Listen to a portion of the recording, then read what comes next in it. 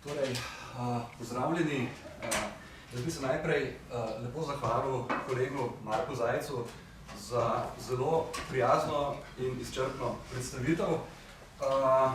Hkrati pa bi se v svojem in v imenu našega projekta zahvalil organizatorjem za tole čudovito priložnost, da lahko govorimo tukaj danes. In s tem v zvezi, najprej bom še odprl svojo prezentacijo, da ne bomo prehitevali.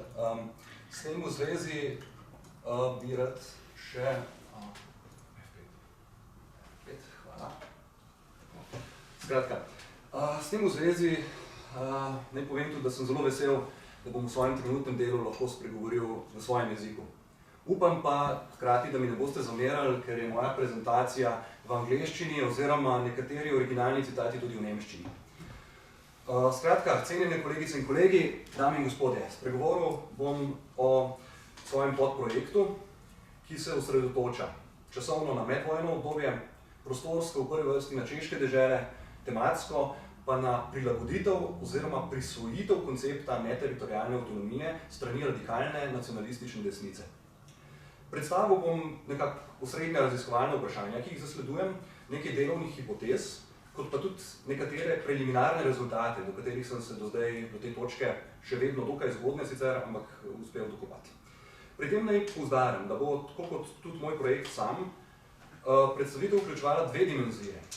Na eni strani jedrni, ožji fokus na primer, na case study sudetsko-nemške stranke, na drugi strani pa na širši vidik nečesa, čemu rečem, protiliberalna ali pa iliberalna konceptualizacija kolektivnih narodnih pravic tega koncepta v medvojnem času. Ker oba omenjena vidika se hkrati tudi skladata s to temeljno podmeno našega projekta, ki jo je omenil že Boris, da je neteritorialna avtonomija predstavljala fleksibilen koncept, ki je bil zmožen prevoda v jezike različnih ideologij in prilagoditve različnim političnim pogojem. Moj cilj tukaj pa je raziskati, kako in zakaj je v medvojnem obdobju prišlo do takšne prilagoditve v smer radikalno nacionalističnih politik. Naj začnem s citatom. V uvodu v svojo obsežno študijo o narodni avtonomiji, ki je bila izdana tik po Anschlussu leta 1938, je Theodor Feider, avstrijski strokovnjak za narodnostno pravo, sicer katoliškim političnim idejnim ozadjem, a hkrati tedaj že jasno izraženimi simpatijami do nacizma zapisal sledeče, citiram. Osnovno zadržanje, iz katerega izhajam v tej knjigi, je novo. Nacionalna avtonomija je tu zavestno ločena od demokratičnih kreatic neke pretekle dobe, s pomočjo katerih se jih je skušalo utemeljevati in preoblačiti. V skladu s svojim najbolj notranjim bistvom je sedaj umeščena v narodno skupnost in se tako utemeljuje in razvija dalje skozi narodno misel nove Nemčije. Konec citata. Torej, to osnovno zadržanje, ki ga omenja Feider, pa ni bilo nekaj povsem novega, ampak prej rezultat enega daljšega, postopnega in večplastnega procesa rekonceptualizacije narodnostne avtonomije, ki se je vršil skozi medvojno dobo. Pri tem je šlo za en razvojni vzorec, ki je odražal potencialno protiliberalen značaj koncepta kolektivnih pravic. In če sprejmemo Feiderjevo linijo argumentacije, ki je koncept nacionalne avtonomije navezovala na novo Nemčijo ter njeno razumevanje narodne skupnosti, lahko kulminacijsko točko tega protiliberalnega potenciala lociramo nekaj let kasneje v nacionalsocialistični tako imenovani Novi Evropi, kjer se je manifestirala zlasti v posebnih pravnih položajih, ki so jih uživali pripadniki nemških narodnih skupnosti, tako imenovani Volksdeutscheri, v zavezniških državah, kot je Hrvaška, Slovaška, tudi Madžarska, ali pa na zasedenih ozemljih, kot recimo v Banatu, pa tudi v Češko-Moravskem protektoratu. Kot poseben status, ki so ga pač ti Nemci uživali kot člani nedeljive nemške Volksgemeinschaft, ki naj bi presegala državne meje in temeljila na skupnosti krvi in rase. Zdaj, Feider je personalno kot antipod teritorialne avtonomije, njemu je to pomenila pristnejša oblika avtonomije in je tudi daljši odsek svoje knjige istočasno posvetil obsežnim avtonomističnim predlogom, ki jih je leto poprej češko-slovaškemu parlamentu predložila sudetsko-nemška stranka. Te njene zahteve, znane pod skupnim imenom Volksschutzgesetze, zakoni za zaščito naroda, so izražale ta isti protiliberalni trend, o katerem govorim, hkrati pa so bile utemeljene na jasni neteritorialni podlagi. zato tudi predstavljajo jedrni ožji fokus mojega projekta. Zdaj pa nekaj besed še o čeških deželah, ker osredotočenost na ta kontekst, na medvojni kontekst čeških dežel ni naključna. Češka, Moravska in Šlezija so namreč že predstavljajo en prostor, ki je bil že v pozni avstrijski dobi zaznamovan zelo visoko stopnjo nacionalizacije in imele so tudi zelo bogato zgodovino iskanja nekega kompromisa, ki bi umiril narodnostni boj, ki se je vršil že v pozni avstrijski dobi. Tukaj so bili, pri teh poskusih so bili tudi, ti poskusi so vsebovali tudi vidne neteritorialne elemente. Boris je že omenil Moravski sporazum leta 1905, pa poravnava v Budžejovicah, oziroma Budvajsu leta 1914. In to se je nadaljevalo tudi v medvojni čas. Zdaj seveda, po veliki vojni so bile razmerja spremenjene. Na eni strani je stal uradno državni češko-slovaški narod, na drugi strani narodne manjšine. Kljub temu pa je prostor čeških dežel s to svojo kompleksno narodnostno podobo še naprej predstavljal plodna tla za različne poskuse reševanja narodnostnega vprašanja. Nekatere izmed njih strani nemške manjšine, strani strank nemške manjšine lahko vidimo zgoraj na diapozitivu. In izmed teh zahtev, ki jih vidimo goraj, so pa te od sudetsko-nemške stranke bile zadnje v nizu, hkrati pa tudi najobsežnejše. In če izpostavim skupno lastnost vseh teh navedenih avtonomističnih predlogov strani stranke nemške manjšine, je, da so vsi na nek način združevali elemente teritorialne in na drugi strani neteritorialne avtonomije. Pri čemer pa je potrebno poudariti, da je pri večini teritorialni element igral temeljno vlogo. To pomeni, da so zahtevali ozemeljsko avtonomijo za strnjeno večinsko nemško govoreča področja, ki jih vidimo seveda tukaj v rdeči barvi, čemur pa so bila dodana še neka določena dodatna dopolnila na podlagi personalnega principa za tiste Nemce, ki so živeli drugod. In zopet, tudi v tem pogledu predstavljajo zakonski predlogi sudetsko-nemške stranke iz leta 1937 nenavadno izjemo. Pri njih je namreč personalni, torej neteritorialni princip, predstavljal osnovni temelj, ne pa zgolj nekakšen dodatek. In v njihovem primeru lahko govorimo tudi o izdelanem predlogu neteritorialne avtonomije. To je zopet ena stvar, ki je dokaj presenetljiva, ker za ideologijo sudetske nemške stranke je bil sicer značilen izrazit poudarek na pojmih, kot so Heimat, Volksboden, Volkstumsgrenze, skratka narodnostna meja, narodno ozemlje, bili so zelo navezani na teritorij. Iz istega razloga tudi nekateri zgodovinarji, recimo Peter Haslinga, tudi tem predlogom prisvojajo teritorialni značaj. Pri čemer pa je njihova pravna formulacija in njihov način formulacije bil vseeno dejanski cilji, vprašanje dejanskih ciljev je ena stvar, ki nas tukaj ne zanima v prvi vrsti, formulacija je pa jasno neteritorialna. Mislim, da o sudetsko-nemški stranki mi ni treba povedati veliko, no. Tukaj ste vsi seznanjeni v grobem. Šlo je za stranko, ki je v 30 letih uspela do sredine 30-ih pridobiti večinsko podporo nemškega prebivalstva na Češko-Slovaškem, več kot 2/3 nemških glasov leta 1935. Izvorno je bila zastavljena kot široko ljudsko gibanje, temelječe na nestrankastih narodno-obrambnih organizacijah in združujoče pripadnike jasno zelo široke palete političnih in idejnih usmeritev. Cilj pa je bil oblikovati enotno fronto vseh narodnjaških sil med češko-slovaškimi Nemci. Skratka, od vsega začetka je šlo za poudarjeno nacionalistično stranko, tudi z izraženimi iliberalnimi tendencami, ki pa ni negirala češko-slovaške države in je zgolj od leta 1937 dejansko prišla pod vpliv in slednjič od okrilje Tretjega rajha. Njen voditelj, Konrad Henlein, je avtonomistične zakonske predloge napovedal že 2 meseca, preden so bili predstavljeni v parlamentu na strankarskem shodu februarja leta 1937 v kraju Aussig, v Usti nad Labem.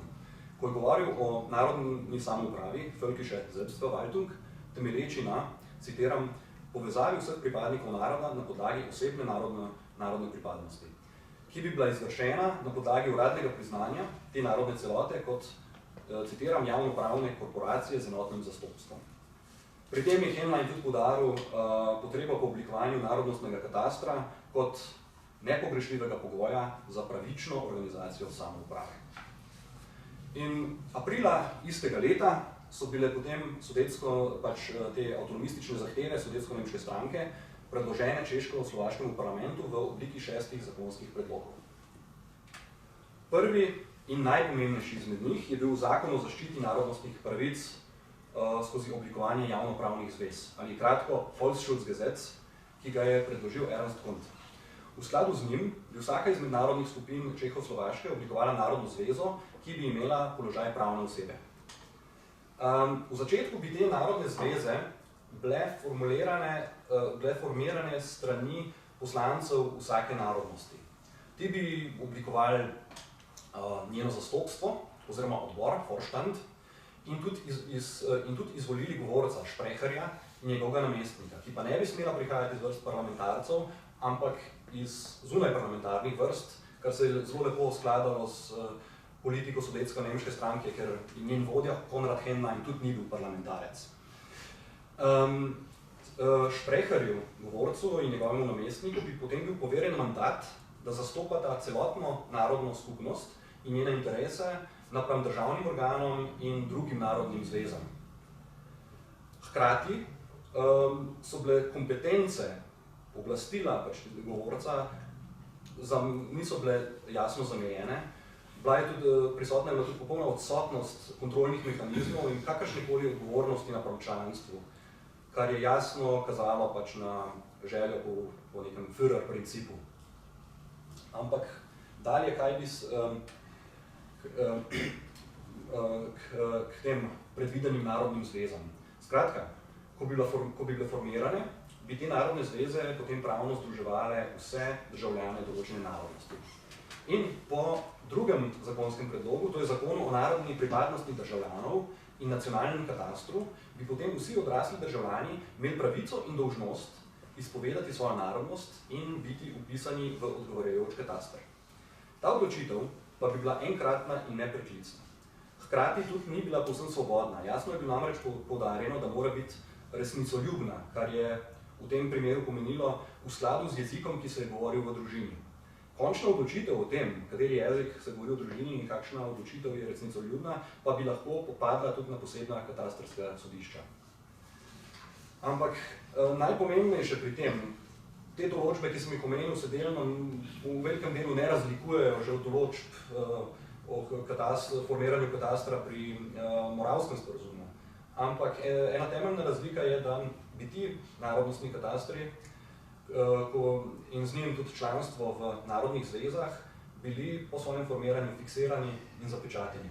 Skratka, narodna pripadnost vseh prihodnjih generacij bi bila vnaprej determinirana. In tako oblikovane narodne zveze, natančneje njihovi vodstveni organi, bi prejeli poln mandat, da predstavljajo svoje narodne skupnosti, pri čemer pa bi jim bile istočasno dane široke in nejasno zamejene pristojnosti pri upravljanju notranjega življenja danega naroda na področju kulture, šolstva, zdravstva, socialne politike in gospodarstva. In v ta namen bi bile oblikovane tudi različne prisilne organizacije korporativnega značaja. Narodno-zaščitni zakoni, skratka ta sveženj zakonov, so tako združevali široko in daljnosežno narodno avtonomijo s konstitucionalističnimi nastavki, s tem mislim de facto delitev parlamenta po nacionalnem ključu in institucionalizirano sorazmerno zastopanje narodov v državnih organih in javnih podjetjih. In gledano v celoti je ta paket vseboval občutno več kot pa katerikoli dotedanji primer neteritorialne avtonomije v moderni dobi. Udarjamo v moderni dobi, to je tudi fokus, to je tudi zametev našega projekta, seveda imamo tudi predmoderne koncepte, kot je bil miletski sistem v Otomanskem imperiju, ki je v določenih ozirih dejansko so te zahteve sudetsko-nemške stranke bolj spominjale nam kot na moderno obliko. Ampak najpomembnejša stvar, predvsem skupaj, so bile možne implikacije teh zakonskih predlogov. Te so zadevale same temelje države, njeno notranjo zgradbo in način delovanja. V primeru implementacije bi bila namreč Češko-Slovaška dejansko pretvorjena v de facto federacijo bolj ali manj notranje suverenih in samozadostnih narodnih skupnosti, ki bi bile zgrajene na korporativni podlagi in temeljile na esencializaciji narodne pripadnosti kot objektivnega atributa ter njeni strogi in zavezujoči institucionalizaciji. To pa je hkrati pomenilo tudi pravno institucionaliziranje naroda kot prisilnega umestnega člena in umestne instance med posameznimi državljani ter državo, pri čemer so pravice narodne skupnosti nastopale kot primarnejše in pomembnejše od pravic njenih posameznih članov. Nenazadnje se je tretji zakonski predlog, posvečen zaščiti pred raznorodovanjem, nanašal tudi na tako imenovani nacionalni Besitzstand, narodno posest. Tako da ta nacionalistični slogan 19. stoletja je na ta način zadobil nov pomen, prvič označujoč pravno kategorijo in konkreten predmet pod pravno zaščito. Torej ne le duše, ampak tudi lastnina bi tako morala biti proti kazni zaščitena pred raznorodovanjem. In to se je nanašalo celo na delovna mesta, recimo. Če je določeno delovno mesto bilo za določen čas, za določeno dobo, število let, že v posesti člana določene narodnosti, bi po tem zakonu moralo biti prepoznano kot del posesti, kot del narodne posesti. In na vse te naštete vidike je v svoji obravnavi na odobravajoč način opozoril tudi že omenjeni Theodor Fajta, ko je zapisal, citiram: Posebno zanimiva je določba 7. odstavka 3. člena, po katerih lahko pravna oseba narodnega združenja ustanavlja prisilne organizacije socialnega, gospodarskega in kulturnega značaja ali k delu pritegne že obstoječa združenja te vrste. V tej določbi leži bistveni moment novega razumevanja narodnosti, namreč mnenje, da narod do posameznika nima le relativne, temveč absolutno pravico, da je posameznika mogoče tudi prisiliti, da se postavi na razpolago narodnih skupnosti oziroma narodnemu delu, v katerega se je rodil. Konec citata. Kar naslednjič pripelje tudi do ključnih razločevalnih momentov, ki opredeljujejo tisto, čemur jaz pravim iliberalna adaptacija neteritorialne avtonomije, nacionalističnega oziroma völkiš tipa, in čigar odličen primer so bili zakonski predlogi sovjetsko-nemške stranke. To so hkrati tudi poteze, ki slednje pomembno razlikujejo od avstromarksističnega idealnega tipa personalne avtonomije, od narodnostnih sporazumov stare monarhije, kot tudi, če ne navedem njim sodobnejšo primerjavo, od narodnostne zakonodaje v Estoniji. Naj jih naštejem. Prvo je, da namesto da bi jačali, dejansko ošibijo državo in njeno suverenost, s tem, da transformirajo parlament iz nekega splošnega javnega predstavništva, ki odloča o zadevah občih skupnih zadevah, oziroma tistem, kar je Renner v svoji obravnavi imenoval die staatsbildenden Interessen und Faktoren, v mesto v bistvu pogajanja med partikularnimi nacionalnimi interesi. In to je zdaj institucionalizirano, to ni samo de facto, ampak dejansko. In torej tisto kar je Renner, česar se je hotel Renner znebiti, torej narodnostni boj, postane institucionalizirano, torej ne konec narodnostnega boja, ampak neke vrste prekinitev ognja.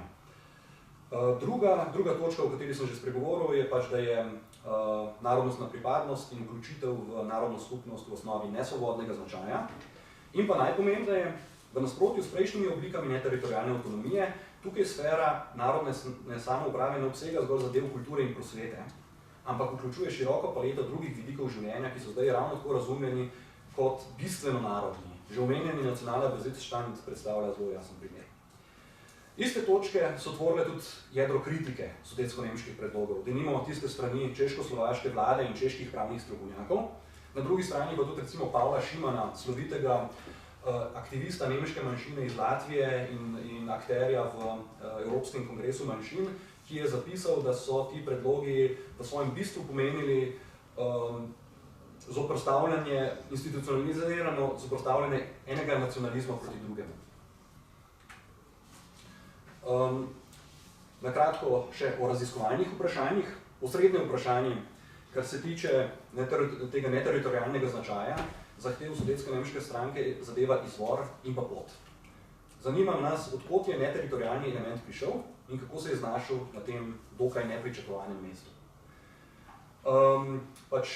Vprašanja, ki jih vidite, torej zadevajo avtorstvo in intelektualne vplive, vlogo predvojnih kompromisov, kot je bil Moravski, in pa tudi možnost indirektnega transfera ali pa prisvojitve določenih elementov avstromarksističnih konceptov. In to je tudi tisto najbolj zanimivo vprašanje, ki predstavlja hkrati največji izziv. In kot sem že dejal, sem že uspel priti do nekaterih preliminarnih odgovorov, s katerimi se zdaj ne bom podrobneje ukvarjal, ker se bom raje posvetil dvema specifičnima idejnima veroma. Zgolj na kratko, ker se samega avtorstva tiče, imamo več kandidatov, na eni strani uradne predlagatelje, na drugi strani razne pravne strokovnjake znotraj in zunaj stranke. In tukaj treba tudi upoštevati, da je avtorstvo, tako kot pri tudi večini drugih dokumentov sudetske nemške stranke, zelo verjetno bilo kolektivno. Tisto, kar nas najbolj zanima, so dejansko intelektualni vplivi v ozadju, od ideje in predvsem njeni posredniki na tej poti. V tem oziru se kot še posebej pomembni kažejo zunanji pravni svetovalci, strokovnjaki za narodnostno pravo, o katerih bomo nekaj več dejali še kasneje. Kar se pa predzvojnih vzorov tiče, so ti nedvomno igrali pomembno vlogo, saj je v tekstih samih predlagateljev in njihovih raznih podpornikov pač je pozitivnih referenc k moralskemu sporazumu na pretek. Istočasno so mnogi izmed njih poudarjali polovično naravo predvojnih rešitev in potrebo po nadaljnjem razvoju narodnostnega prava na širši in bolj sistematični podlagi. Nekaj več bom dejal samo k tretjemu vprašanju. Skratka, v nasprotju z narodnostno politično in pravno prakso stare Avstrije, v retoriki sudetsko-nemške stranke ni moč najti neposrednih omemb ideje Karla Rennerja in Otta Bauerja, kar je seveda razumljivo. Saj, če ne drugega, to glede na strankin ideološki profil tudi ne bi bilo oportuno. Vseeno pa so hkrati prisotni znaki, ki kažejo na določen prenos in apropriacijo njunih konceptov. In sicer najbolj jasno pri nekaterih pravnih in družbenih teoretikih, kjerih ideje so vplivale na sudetsko-nemško stranko in njene predloge, ali pa ki so tudi javno podprli njene avtonomistične predloge in o njih napisali daljše teoretske tekste. Max Hildebert Böhm je denimo že leta 1934 zapisal, da je zasluga zasluga Karla Rennerja in Otta Bauerja, njunih idej, njihovi marksistični konjski nogi, tega ne znam prevesti iz nemščine, se pravičujem, navkljub bila ta, citiram, da so na ključnih točkah pokazali na neprimernost teritorialnih patentov. In zdaj, še jasneje se je to kazalo v teorijah Hermana Raschhoferja, ki je tudi neke vrste glavni junak trenutno mojega projekta. On se je že od začetka 30. let vztrajno posvečal vprašanju Nemcev na Čehoslovaškem in je kasneje tudi svetoval sudetsko-nemški stranki, ko se je ta pogajala s češko-slovaškimi oblastmi. Njegova monografija iz leta 1931 je vsebovala zamisli, ki so v marsičem spominjali na Rennerjeve ideje. Saj je namreč po Raschhoferju narodnost predstavljala predmet, ki ni določljiv na teritorialni podlagi, teritorial nicht erfassbar, kar je logično naglaševalo tudi potrebo po določitvi in zamejitvi na personalni podlagi. Die Notwendigkeit der Erfassung und Geltungsbegrenzung personeller Art. Raschhofer je nadalje tudi v svoji knjigi se je ogromno eksplicitno nanašal na Rennerja, ga izdatno citiral in tudi izpostavljal pomembne paralele med svojimi lastnimi in Rennerjevimi teorijami. Nadalje zahteval tudi formiranje narodnosti kot javnopravnih teles, narodnostne katastre in narodne kurije. Istočasno pa seveda jasno, Raschhoferjev ideološki profil je bil zelo daleč od avstromarksističnega, kmalu je skozi 30 leta postal entuziastični nacionalni socialist. Ampak hkrati te ideje kažejo, da že na tej točki lahko potrdimo določene jasne znake, ki kažejo na prisvojitev in preoblikovanje izvorno avstromarksističnih konceptov, kot tudi na jasno pozitivne recepcije predvojnih kompromisov in prilagoditve nekaterih njihovih elementov. S čimer pa se zgodba ne konča. Obstajajo namreč tudi znaki, ki govorijo o prid možnosti avtohtone, neteritorialne prvine, izhajajoče neposredno iz narodnjaške ideologije sudetsko-nemške stranke. Tukaj imamo v mislih ideje Kameratschaftsbunda, skupine intelektualcev, ki je do leta 1937 tvorila najvplivnejši krog v stranki. Ključna podlaga njihovih idej je bila v univerzalistični filozofiji dunajskega profesorja, teoretika stanovske države Otmarja Špana. Šlo je skratka za skupino intelektualcev, ki jih lahko grobo rečeno damo pod ta krovni izraz, krovni pojem konzervativne revolucije. Svoje ideje so izražene na straneh časopisov Die Junge Front in Volk und Führung, kjer so razvijali koncept tako imenovane organske države, ki bi v nasprotju s tistim, čemu so rekli moderna, individualistična, atomistična, mehanicistična in centralistična država, ki bi bila holistična, decentralizirana, urejena na stanovski podlagi in hierarhično organizirana. Pri tem je bil model ena idealizirana podoba srednjeveškega nemškega cesarstva, v katerem so videli pač primer stanovsko urejene države, decentralizirane, v kateri je tudi vladalo sožitje med narodnostmi. Zavračali so koncept nacionalne države in idejo o polni suverenosti, slednja je lahko zgolj deljena, na njej pa deležijo tudi temeljni gradniki države, stanovi in narodne skupnosti, ki so zopet same zgrajene iz stanov. Vsi ti elementi pa sami vsebujejo element državnosti. Hkrati so pripadniki Kameradschaftsbunda razvijali tudi koncept Sudetendeutsche Stamm, sudetsko-nemškega plemena, kot posebnega telesa znotraj nemške narodne celote s posebnim zgodovinskim poslanstvom sobivanja s Čehi in posredovanja med njimi ter preostalimi Nemci. Za posamezna narodna telesa so predvidevala avtonomijo, pri čemer pa za razliko od prej omenjenih pravnih strokovnjakov niso razmišljali v okviru analitične distinkcije med teritorialno in personalno avtonomijo na drugi strani, ampak z vidika gesamtautonomije, celostne avtonomije kot narodni skupini lastne državnosti, kot so dejali sami. Eine der Volksgruppe ad eigene Staatlichkeit, ki je oba vidika organsko povezovala. V tem primeru torej ni govora o recepciji ali pa prilagoditvi moderne ideje neteritorialne avtonomije, temveč prej o originalni antimodernistični različici le-te. Zdaj, na kratko preden zaključim, še drugi potencialni idejni vir, oziroma polje prenosa, na katerega bi želel upozoriti in ki hkrati povezuje ožji fokus mojega projekta, torej sudetsko-nemške predloge z njegovimi širšimi vidiki, so danes že večkrat omenjeni strokovnjaki za narodnostno pravo, Volksgruppen ali Nationalitätenrecht, kot denimo Hermann Raschhofer, Max Hildebert Böhm, svojo vplivno teorijo o samostojnem narodu, Karl Gottfried Hugelmann ali pa Theodor Feitel.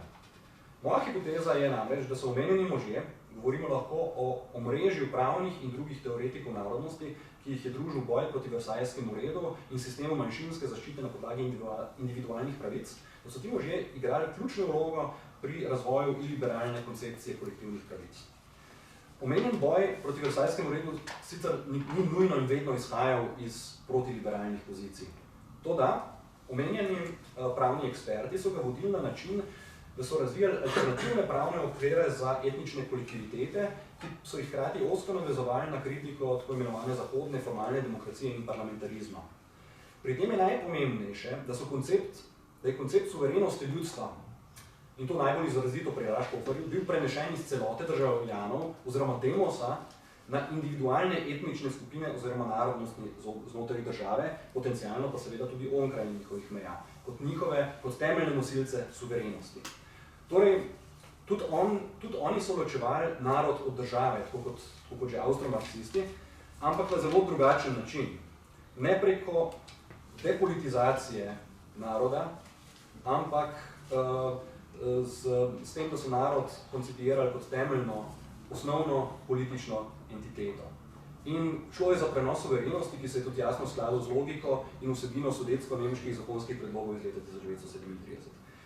Kar je še zlasti pomembno, ker je, kot sem že nakazal, pač to obravnavano skrajno desno prilagoditev neteritorialne avtonomije vidim kot del širše medvojne zgodbe o spreminjajočem se ideološkem značaju koncepta kolektivnih pravic in protiliberalnega potenciala, ki se je skozi manifestiral. In čeprav so se sudetsko-nemški predlogi v marsičem razlikovali od sočasnih in kasnejših nacističnih konceptov in vsaj deloma sloneli na drugačnih idejnih vplivih, so nedvomno predstavljali pomembno, če ne celo ključno postajo na tej poti ideološke transformacije. Kar mene tukaj zanima je ne le kako in zakaj je do tega protiliberalnega obrata prišlo, ampak tudi občutne razlike in nianse med posameznimi tipi te skrajno desne oziroma radikalno nacionalistične adaptacije, kot tudi možna prepletanja med njimi. In treba je poudariti, tu seveda ne govorimo o nekem unilinearnem procesu, o čemer pričajo tudi sami predlogi sudetsko-nemške stranke, ki razodevajo množico idejnih vplivov. Slednjič, in s tem tudi zaključujem, nas to privede do koncepta Volksgemeinschaft ali narodne skupnosti. To je bil koncept osrednjega pomena tako za strokovnjake s področja narodnostnega prava, nacionalistične politike, kot tudi manjšinske aktiviste raznih narodnosti in to tako izrazito liberalne kot protiliberalno usmerjene. Tudi tukaj je šlo za potujočo idejo, katere mnogoteri in spreminjajoči se pomeni so dobro razodevali poprej obravnavani razvojni vzorec kolektivnih pravic in nacionalne avtonomije. Tako imamo na eni strani idejo zagotavljanja pravic manjšinam, razumljenim kot v osnovi prostovoljnim, neprisilnim skupnostim, utemeljenim na podlagi skupne kulture, kot recimo v primeru razumevanja folkske manjšaft strani že omenjenega Pavla Šimana, pa tudi Josipa Vilfana, vodilnega predstavnika Slovencev in Hrvatov v Italiji, ki je tudi razvijal koncepte neteritorialne avtonomije kot še teoretično možne rešitve vprašanja jugoslovanske manjšine v Italiji. Na drugi strani pa imamo totalitarni in rasistični ekstrem nacistične folkske manjšaft. In kot že rečeno, tudi na tem skrajnem desnem koncu spektra so obstajale vidne razlike, pri čemer se je koncepcija folkske manjšaft sudetsko-nemške stranke vsaj v svoji zgodnejši fazi v mnogih ključnih točkah razlikovala od nacistične. In s to zaključujem referat in se vam zahvaljujem za vašo pozornost.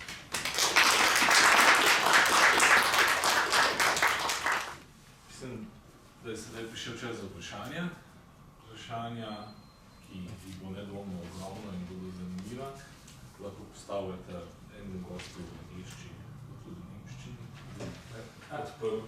It's actually for Oscar, but as in English so viewers can understand me, because it has wider implications. I mean, it's just a thought, basically. Don't you think that this illiberal turn is was somewhat bound to happen?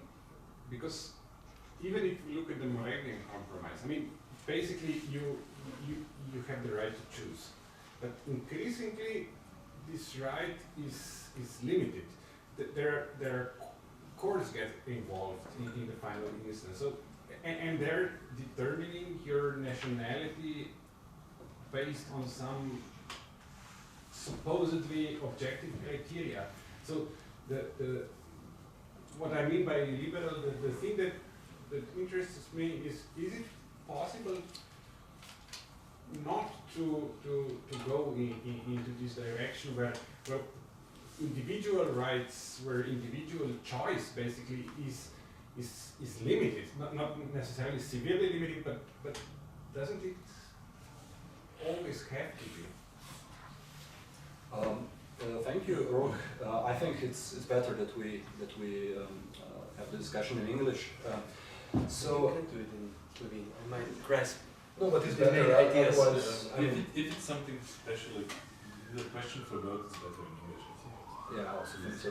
So I find your remark very correct. It's definitely the development of nationality politics, if we look at them from a strict individualist, liberal kind of logic during the late Austrian period, it definitely, one could say, went into collectivist and less in collectivist direction and leading towards less choice.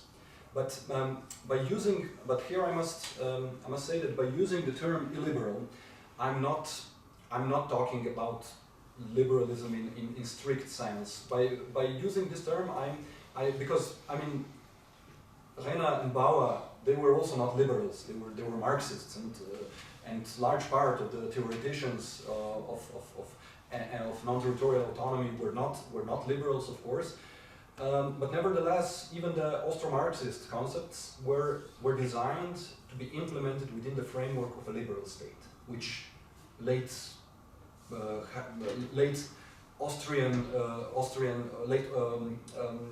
Austria-Hungary, or at least its Austrian part, arguably was. Whereas the illiberal turn about which I'm talking is of course connected to the general trend of the interwar period, which was distinctive, of course, not only for the Germans but for wider Europe, which went directly against the basic tenets of the liberal state. And the Sudeten-German proposals, for instance, are already very much on the border.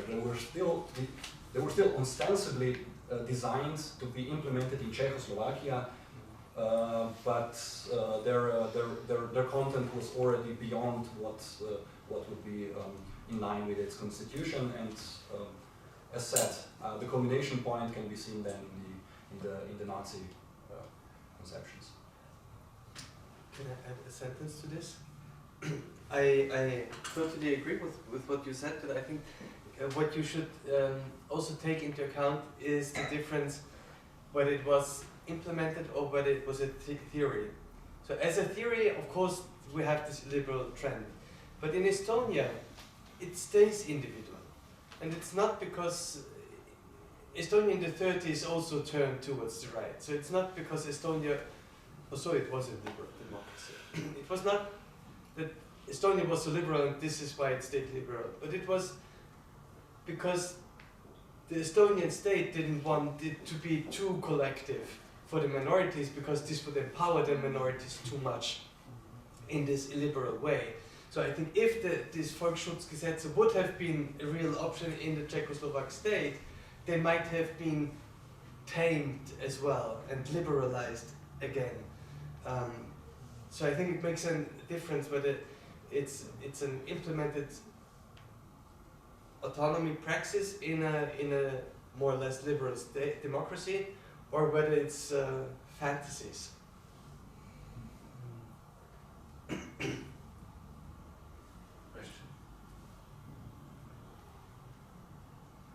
And maybe I have another question at the end of your presentation. It was the project. It was seen. It was stated that this the prospects of this idea for the future, for the present, and it was of course clearly stated that it's not a normative way of thinking. But still, I'm still thinking, how could any of this, without thinking normatively, be applied today, and what would be the consequences? Where would it be applied? Don't we have it anyway? And maybe that's a question for Oscar. This in Slovenian, this wrote actually reminded me that the Slovenian version of minority rights for the Hungarian and Italian majority includes national catastrophe, includes those ideas that are not bound to certain space, although I'm not an expert on it, because it's usually just limited to certain territory. What is this?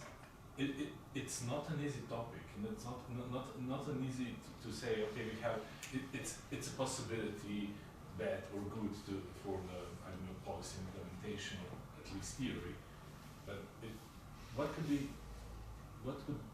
this useful for today? It's very plain, plain sentence, not being normative, and say that this is the way to solve all the national problems of today. Is it relevant? Maybe. I think Oscar and I have different opinions on that. Oh, that's great. I've bumped into the different stories. Not radically different, but still. You know, there's a European non-territorial autonomy network. There's actually a Slovenian guy in there, I forgot his name, he's a political scientist. And he explained to me the Slovenian system for the Prekmurje region and the Adriatic cities. And although it's territorially limited, it's non-territorially organized. So the non-territorial autonomy is limited to a specific region, but it's according to the personality principle. It's a little bit the same thing with South Tyrol. It's a provincial territorial autonomy, but how the national proportionality within the South Tyrolean government is based on the personal principle. And if you look to Vojvodina, you also have, of course, Vojvodina in its entirety has a territorial status, a specific territorial status. But how you have the Ruthenians, the Croats, and all these groups within Vojvodina to organize themselves, it is based on a non-territorial idea, and in very, very little elements. You have it in the Bosnia Croat Federation. So not in Bosnia in general, but in the Bosnia-Croat Federation. Although there it's also based on territorial things. The very important question is, and there is no answer to it from my point of view, is how you define who belongs to the group and who is allowed to speak for the group. And both is relevant, because first of all, who belongs to the group is it only those people who enlist themselves? Then you might have the problem with there was a nice case in Hungary in the 1990s, because Hungary has a non-territorial autonomy law. There was I've forgotten which group. I think the Armenian group. It was hijacked. It was hijacked by Hungarians because they said, well, we are Armenians because it's about sources. Then they get money for Armenian schools, but you can also use them slightly different. So it's about power. So can then there be a body that says, no, you are not part of our group? And who has the right to say this? And this actually takes us back to the Moravian Compromise, where exactly this was the problem. Because the rule was pupils are allowed to attend only those schools. Sorry, I can't watch you. Pupils are only allowed to attend those schools which language of instruction they understand. Mm-hmm. And this led, not in the very beginning, but during the last years of the Habsburg Empire, it led to the fact that there was a committee where the little 5-year, 6-year-old boy or girl was sitting in front of the committee of elderly men, and they were shouting at them and asking, "Do you understand me?" And I mean, that's very violent. But why was it introduced? Because both national sides made claims to their children, and on the other hand, they were obsessed with the fear that there might be Trojan horses. Like in the Hungarian case, that their group could be hijacked by the others. And there is no solution, because it would be totally illiberal if there was a board to say, no, you are not part of our group, because then it would also lead to the fact that always the most radical say, oh no, you speak Slovene, but you're not a fervent Slovene nationalist. You're not part of the Slovene national group. So, I mean, that's. Let's take the example of Carinthia. What are the Windische? Who has the right to say that they are Slovenes? Who has the right to say that they are not Slovenes? Of course, as a minority-friendly Austrian, I would say the Windische are Slovenes, but I mean, I don't have the right to do that. And this brings us at the very core of the problematic functions of non-territorial autonomy. But on the other way, it is a good thing not to draw new territorial lines and new territorial provinces that might ask for separation from the state sooner or later. So it's ambivalent, and I think we have, if we consider, I think it's very important in minority issues to consider this idea, and then to say, okay, what do we buy higher? Is it appeasement? Is pacification necessary? Then let's do it on the expenses of liberal rights, or shall we go for the general state approach with individual rights only? But some individual rights can only be exercised as group rights. I mean, if you want to have a minority language school, who decides what you learn there? It's not an individual right. Like your individual right to free exercise of religion. I mean, if you don't have churches, you can't have free exercise of religion. So many individual rights are bound to group rights, and if you want to introduce it, you need a discussion in the society on how to proceed, and I think that's the most important. And it also shows how relevant this research of this idea is, because it sounds not so it always is complicated. But it sounds something that you could easily understand. Non-territorial autonomy has got a certain body to it. Your first diagrams and maps show so nicely, and that's a logic. But when you go further, it really needs the base. It really needs some profound research.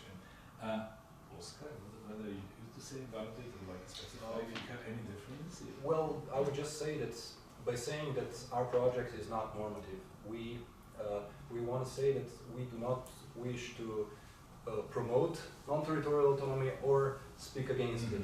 What we, however, do want is that to provide, to research it historically, and yes, to perhaps provide useful material for those theoreticians and decision makers that are engaged in contemporary debates about the concept. Because I personally also believe that sometimes taking into account the historical perspective would be very good in this sphere. I can only agree. Please, by now, I suppose you have thought about the question. Yeah. I have a question about putting this idea, which obviously varies a lot through time and through places, on this political spectrum from left to right. Have you got maybe an alternative to that? Were you thinking about, do you have an opinion? Do you have any problems with putting this? Because the idea of left and right is very linear, right? So I was just wondering, maybe you have some alternatives. Oscar, you can now criticize my approach. No, this is, I mean, this is one, in order to show the multi-dimensional nature of our project, I think that in very plastic terms, I think that this this left-right spectrum is useful. It's useful to show how political currents, political parties, ideologies that were on different sides in terms of also being practically hostile to each other and are usually bound to this left-right perspective, which I agree very much is extremely limited, it has limited analytical value. But nevertheless, I think that in this particular case, where we speak of Bolshevik, social democrat, liberal, perhaps also conservative, about which we didn't speak, and then far right, I think that it is pretty much useful to orientate and present our thing. Whereas at the same time, I already, by introducing this liberal-illiberal dichotomy, I am partly taking a different take on it. It's because I'm focusing on, I'm looking from a different perspective, and I'm focusing on a different, on different aspects of the problem. So it's possible to look at it, of course, from various angles, and that's I agree very much with the remark. Yeah, I have a comment, and I have two questions for Oscar. I totally agree with what Boris was saying about why it's still important today, especially about the hijacking. Especially Croats in Bosnia are always pissed the last two elections because their representative in the presidency was voted with the votes of the Bosniaks, so those that would be more favorable towards them. And the other thing is also that I know that there are some people in Belgrade working on non-territorial plan for Kosovo, so that can be used for Serbs in Kosovo as well. So, they are rediscovering, in a way, what ultra-Marxists were writing. And I have two questions for Oscar. First one is connected to the, I'm not sure if I remember correctly, the Kameradschaft-Bund or something like that. Would you label them as anti-modernist? Looking back in Middle Ages, and it's quite similar to some other cases that we know.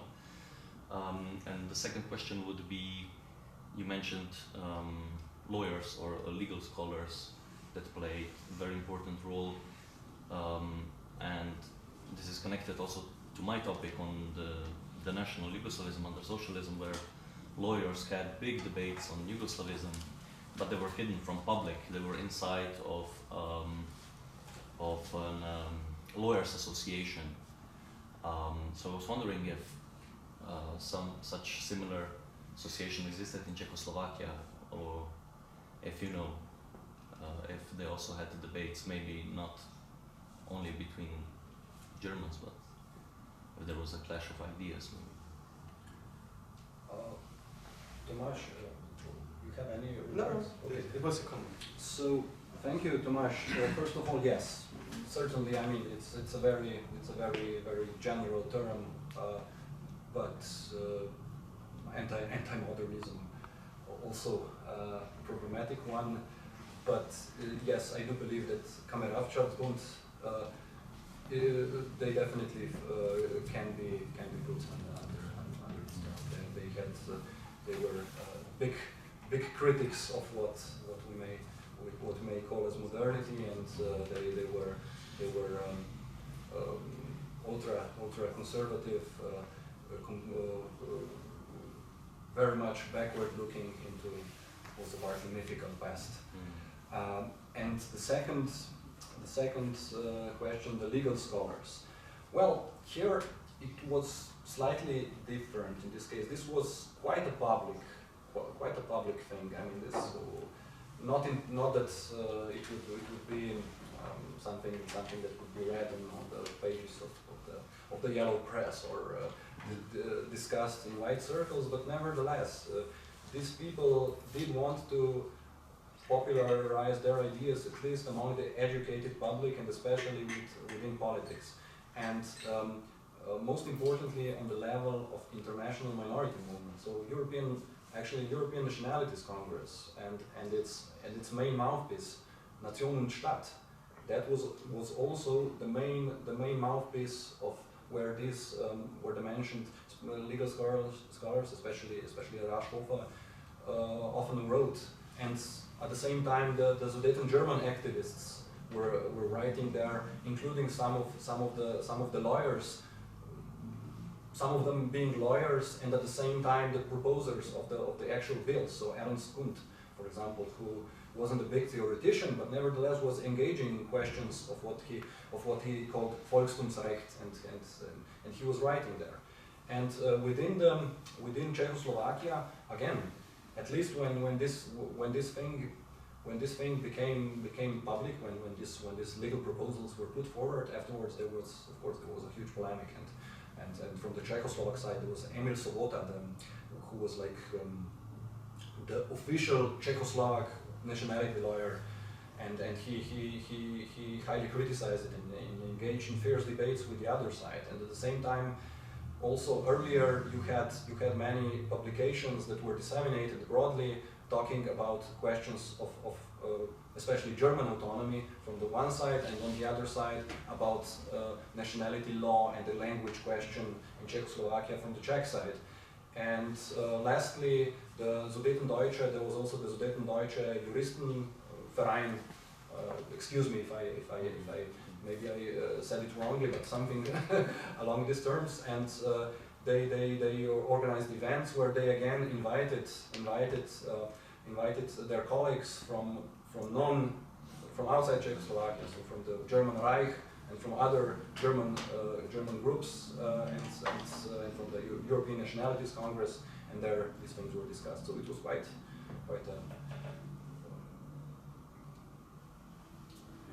Thank you. Do you have any other question? I have a question for Oscar regarding this 1937 law. They briefly mentioned organizations of corporate nature that were kind of compulsory ones.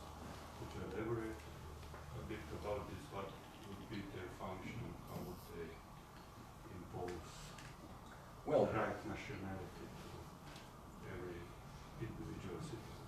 I cannot say much about this because it was all theoretical and all very vague. What I can say is that the legal bills themselves stated that for all Lebensbereiche, so all spheres of life, there should be compulsory organizations which would regulate where these things would be decided. They should be founded, or at the same time organizations that already existed, and here I have in mind the existing national defense organizations should be reorganized under a unified leadership and reorganized on a corporatist basis. Again, corporatism, we know it was a big thing. It was a big slogan in the era in various political camps, whereby most of them did not.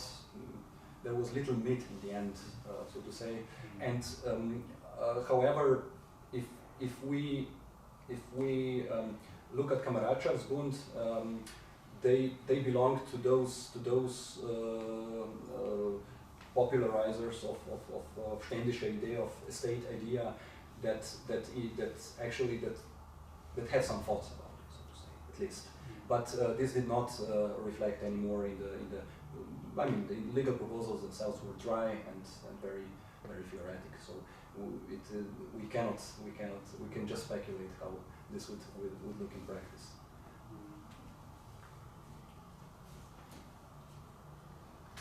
If there is no other questions, I think it's time to say thank you to our guests. Thank you for the presentation. Thank you for coming. Thank you for this lecture. Thank you for the talk. Thank you for the answers.